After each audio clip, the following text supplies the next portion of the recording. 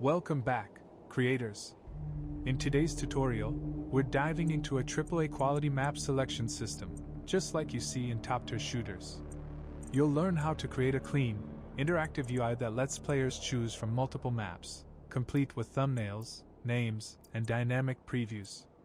Whether you're building a campaign, multiplayer, or zombies mode, this system will level up your project. Let's get started. First, create and save a new empty level, naming it Map Selection. Next, open one of your existing levels and start the game by pressing play in Viewport.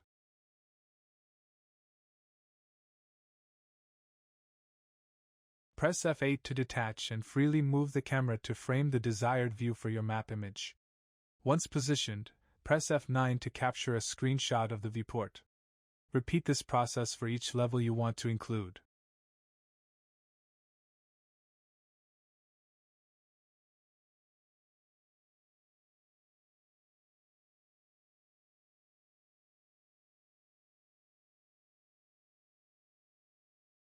Open the folder containing your screenshots and import them into your project by dragging and dropping them into the content drawer, which you should dock in your editor layout for convenience.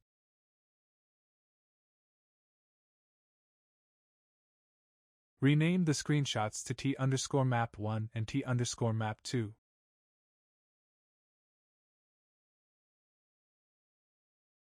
Right-click on T_map1 and select Create Material, then name the new material M_map1 and open it. Change the material domain to User Interface, and connect the texture's RGB output to the final color input. Apply the changes and close the editor. Repeat this process for T_map2 and any additional map textures.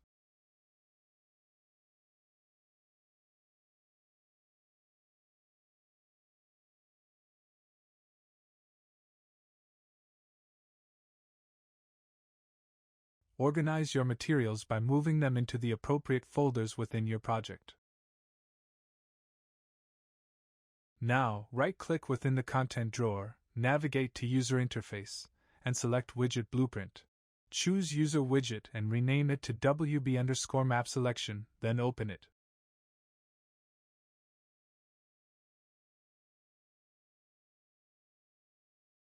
From the palette, add a canvas panel to the widget. Next, add an image widget from the palette. Rename it to background_image, and enable the isVariable checkbox. Set the image's anchors to full screen to cover the entire viewport, then adjust its color and opacity to 0.1. Go back to the palette and get a border. Set the anchors to middle left. Set the position X to 0 and Y to -540. Set the size X to 500 and Y to 1083. Scroll down to the brush color settings and set the color to black with an alpha value of 0.8 for semi-transparency. Return to the palette and add a vertical box widget to your layout. Set the position X to 134 and Y to 124. Set the size X to 233 and Y to 77. Inside the vertical box, add a text widget.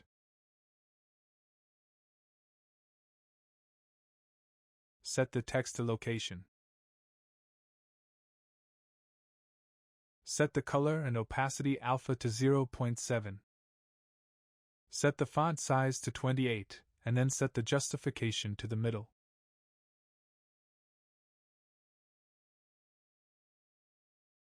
Add a text widget to the vertical box and rename it to map_text.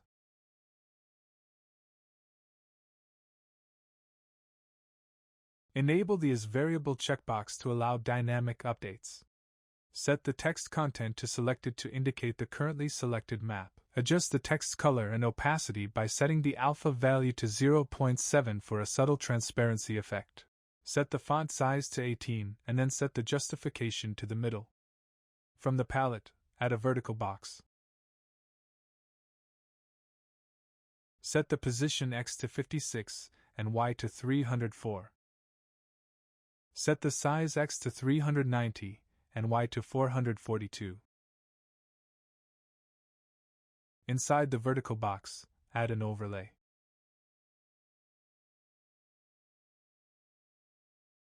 Set the bottom padding to 3. Inside the overlay, add an image. Name it to Start Game Map and tick the box for as variable.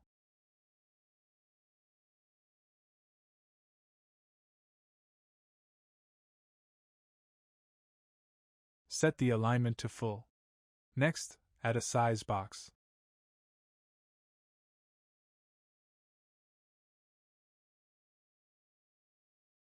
Set the alignment to full. Set the height override to 230. Inside the size box, add a button. Name it Start Game Button and tick the box for as variable.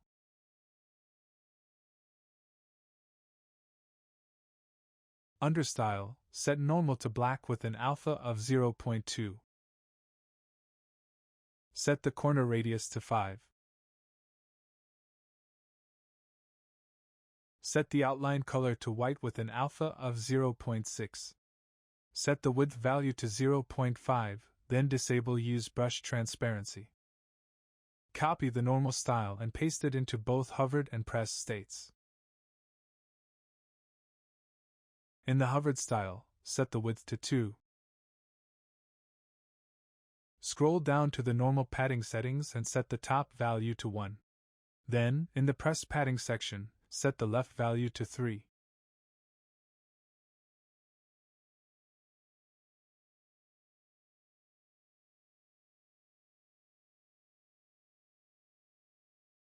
Add your chosen hovered or press sound effects to enhance the button's interactivity. Go back to the palette and add a border to the button. Set the padding to 0.320.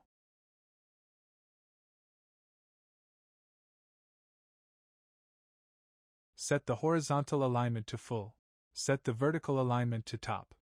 Set the brush color to black with an alpha of 0.7. Inside the border, add a text widget. Change the name to Start Game Text and tick the box for as variable.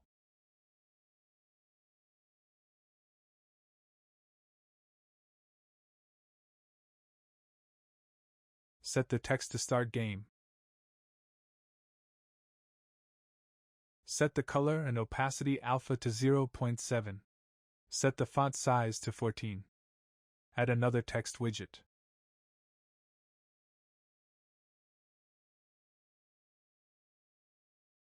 Change the name to Timer Text and tick the box for as variable. Set the padding right to 5. Set the horizontal alignment to right alignment. Set the text to 5. Set the color to red with an alpha of 0.8. Set the font size to 20. Set the justification to the middle and set the visibility to hidden. In the palette, add a scroll box widget to your layout.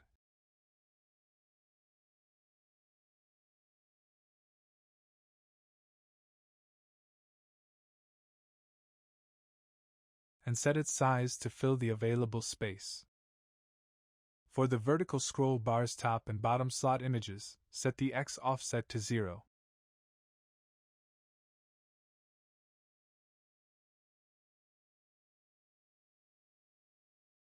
Adjust the scroll bar thickness to 0, and set the scroll bar padding to 0 as well. Disable the Allow Overscrolling option by unticking its box. Set the wheel scroll multiplier to 0.5 for smoother scrolling behavior. From the palette, add a size box inside the scroll box, and set its bottom padding to 2. In the height override setting, enter 40.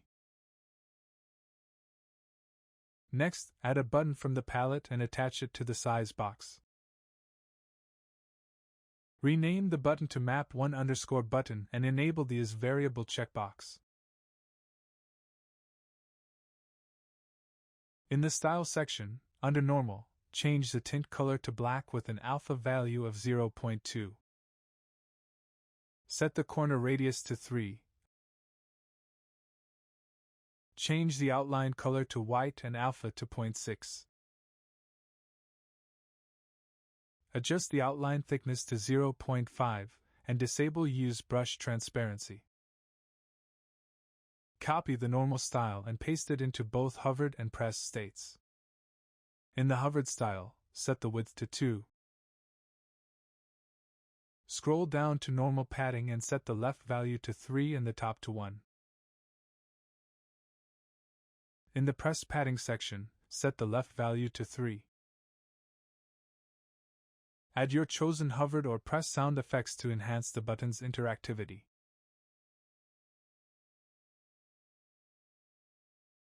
Return to the palette and add a text widget to the button.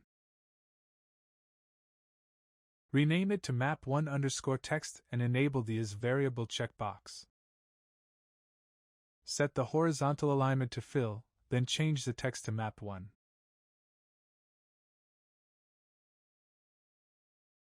Adjust the color and opacity by setting the alpha value to 0.7 and set the font size to 14 for readability. Duplicate the existing size box and rename its button to map2_button.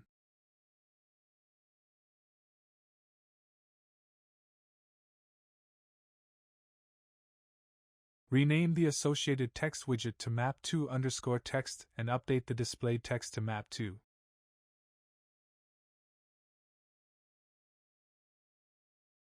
Copy and paste the size box into the vertical box.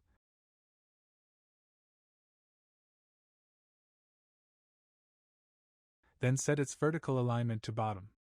Rename both the button and text within it to Exit Game to clearly indicate its purpose.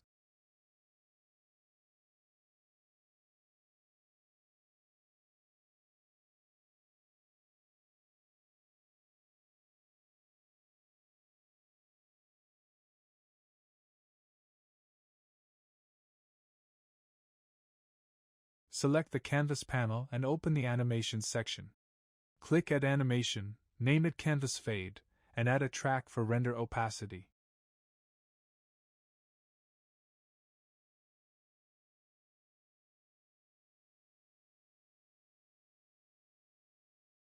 Set the render opacity to 0 and add a keyframe. Move the timeline to the 1 second mark, set the render opacity to 1, and add another keyframe. Next, select the Timer text widget and open the Animations section. Click Add Animation, name it Countdown Number, and add a track for render opacity.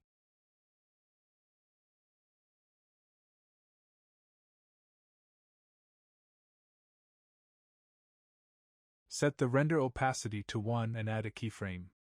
Move to the 1 second mark, change the render opacity to 0, and add another keyframe.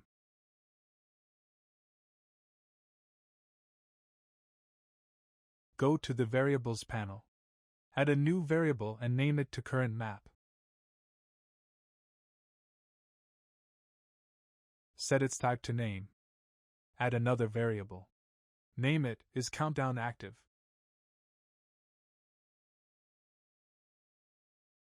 Set its type to Boolean. Add one more variable. Name it to CountdownTime.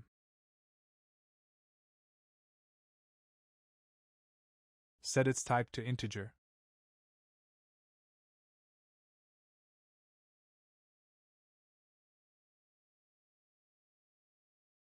Set the default value of countdown time to 6.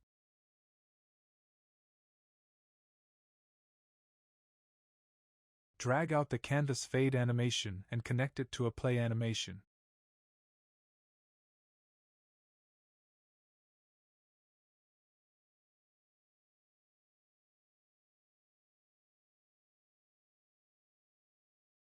Set the playback speed to 0.7.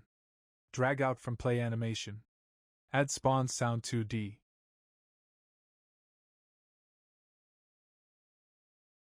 For the sound input, get a copy from your sound array. Promote the result to a variable named menu music.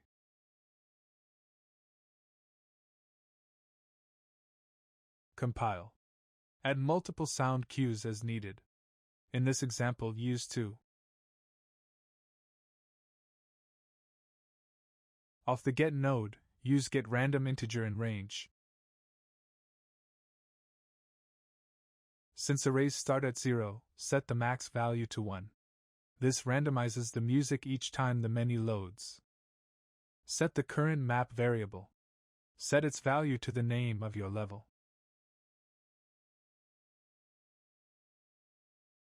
Drag in the background map variable. From it, call setBrush from material.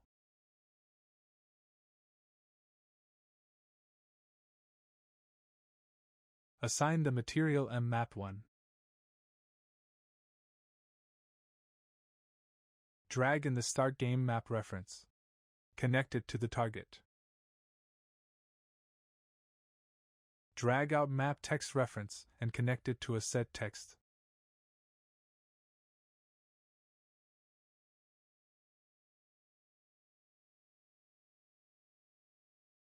Set the text to your map name. Highlight all related nodes. Add a comment box. Name the comment default map.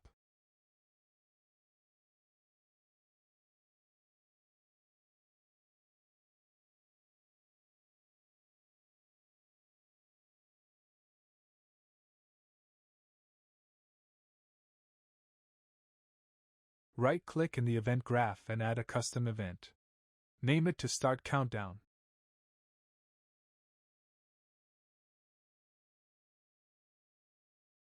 Add another custom event and name it to Change Map.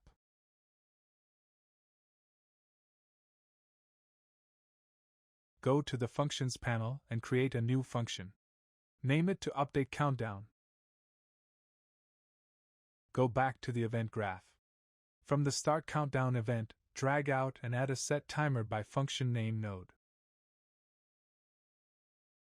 In the function name field, type Update Countdown.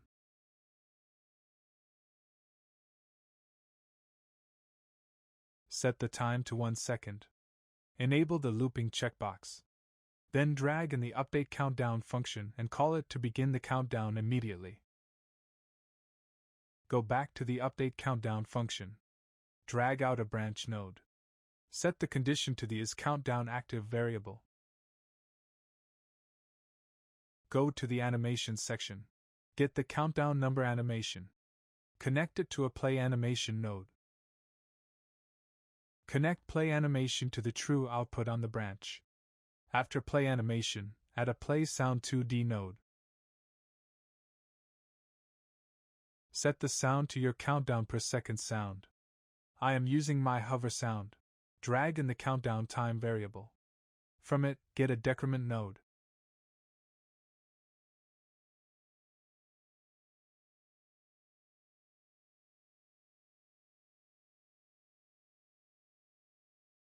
Set the countdown time variable to the result of the decrement. Connect it. Drag in the timer text variable and connect it to a set text.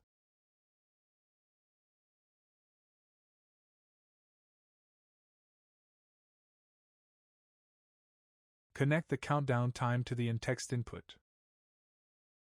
From set text, drag out another branch. From set countdown time, drag out and get a less equal and then connect it to the condition.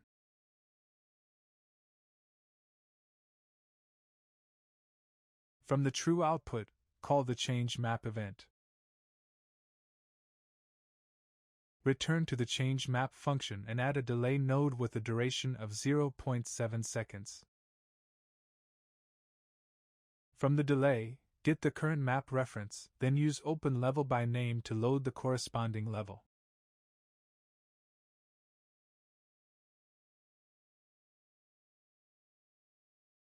Select the relevant nodes, then press C to create a comment box and name it countdown/map start for clarity.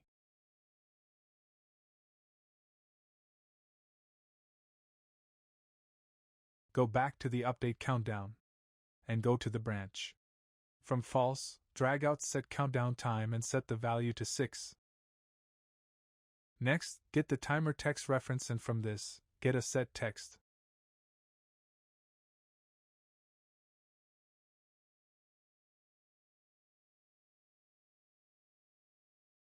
Connect the in text to the integer.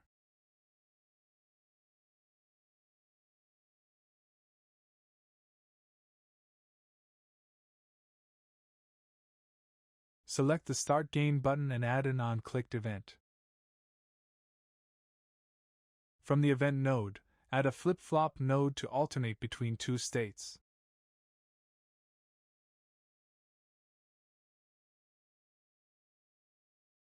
From the A output, add a delay node and set its duration to 0.1 seconds.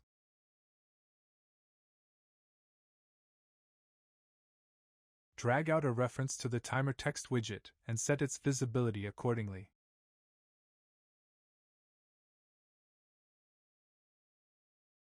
Get the Start Game text reference and connect it to a set text.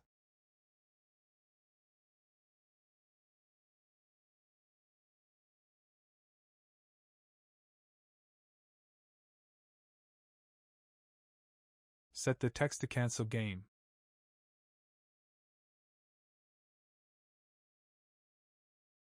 Drag out and set is countdown active variable, then tick the box. And then call the start countdown function. Copy and paste set visibility, set text and set is countdown active. Connect it to be on the flip-flop. Set the visibility to hidden and connect the timer text to the target.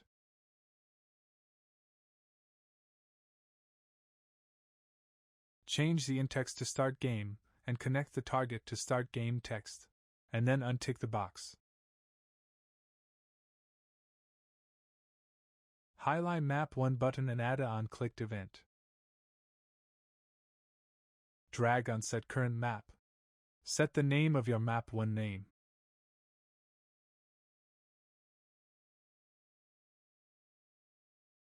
Drag on Start Game Map. Drag out Set Brush from Material.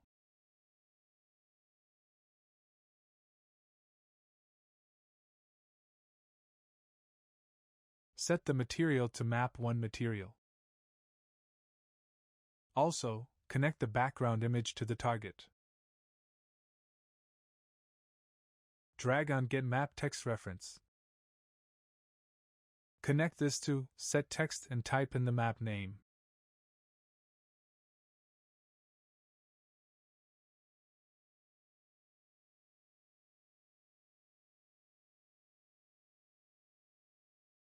Highlight Map 2 button and add a clickdown event. Copy and paste all of Map 1 nodes and change it all to Map 2.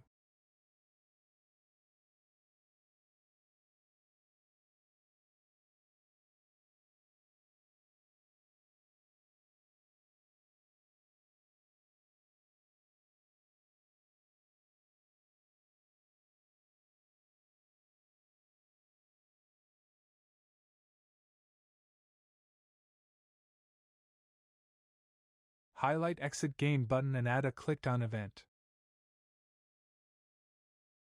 Get a delay and set the duration to 0.15.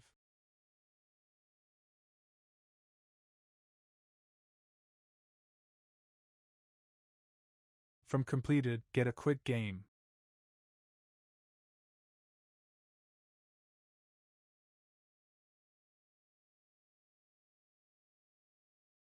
Finally, we need to add the widget to the viewport. Open your map selection level, then open the level blueprint.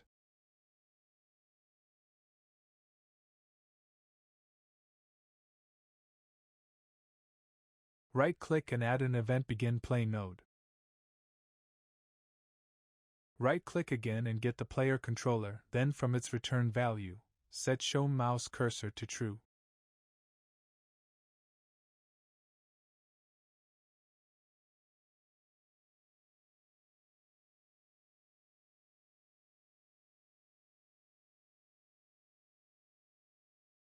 Next, create a Create Widget node, select your map selection widget, and connect the owning player pin to the player controller. From the widget's return value, drag out and add it to the viewport. Lastly, set the input mode to UI only and connect the necessary return values to complete the setup.